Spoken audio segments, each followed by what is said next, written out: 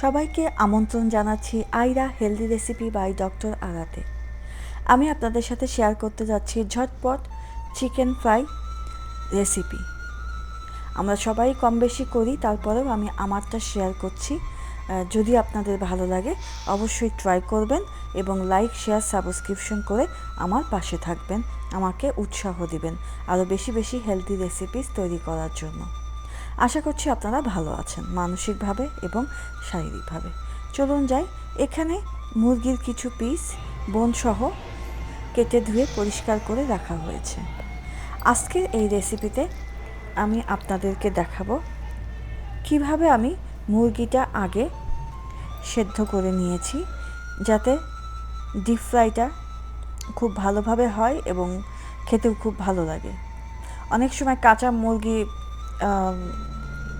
সরাসরি ম্যারিনেট করে রেখে ডিপ ফ্রাই করলে অনেক সময় ভিতরে ভালোভাবে কুক অনেক সময় হতে চায় না, তো এইভাবে করলে মাংস খুব টেন্ডার এবং সফট হয়। তো এখানে আমি একটু দুধ, পানি, গোলমরিচের গুঁড়া, একটু লবণ, একটু রসুন আদা দিয়ে এটা একটু সিদ্ধ করে নিব। আমি এখানে বলতে চাই যে আপনারা চাইলে দুধটা বাদও দিতে পারেন। আমি দুই রকমই করি, যখন আমার যেমন সুবিধা হয়, যেটা অ্যাভেলেবল থাকে। তবে দুধটা দিলে আসলে একটু বেশি টেন্ডার আর সফট হয়। যাই হোক, এই যে আমার মাংসগুলো সেদ্ধ হয়ে গেছে এবং আমি এগুলো তুলে নিয়েছি।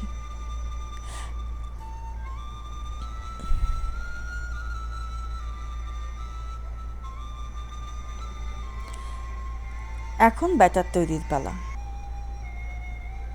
ব্যাটারের জন্য আমি গ্রাম ফ্লাওয়ার বা ময়দা এবং চালের গুঁড়ি, বিরিয়ানি মশলা, সল্ট, গোলমরিচের গুঁড়া, একটা এগ এবং ঠান্ডা পানি দিয়ে এটা আমি মিশিয়ে নিয়েছি।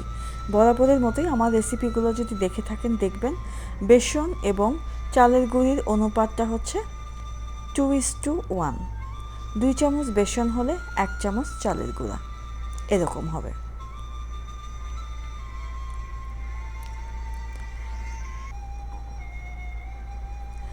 সাধারণত কম বেশি অনেকেই আমরা ছোট বড় সবাই চিকেন ফ্রাইটা পছন্দ করি, তবুও আমি বলবো যে এটা যেহেতু ডিপ ফ্রাই, আমরা যারা একটু স্বাস্থ্য সচেতন বা আমরা মাঝবয়সী বা আমাদের বয়োজ্যেষ্ঠরা আছেন, চেষ্টা করা ভালো যাতে এই খাবারটা রেগুলার না খাওয়া হয়।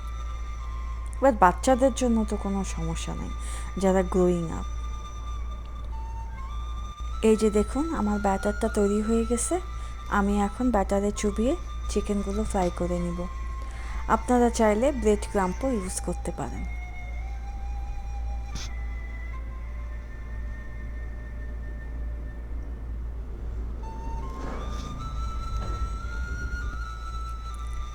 এই যে তৈরি হয়ে গেল মচমচে ক্রিসপি চিকেন ফ্রাই। আমরা যে কোনো আমাদের পছন্দের সসের সাথে এটা খাইতে পারি। আপনাদের ভালো লাগলে ট্রাই করবেন এবং কেমন লাগলো সেটাও আমাকে কমেন্ট সেকশানে জানাবেন। আজ তাহলে এ পর্যন্তই। আরেকটি রেসিপি দেখার আমন্ত্রণ জানিয়ে আজ এখানেই বিদায় নিচ্ছি। আল্লাহ হাফেজ, ভালো থাকবেন।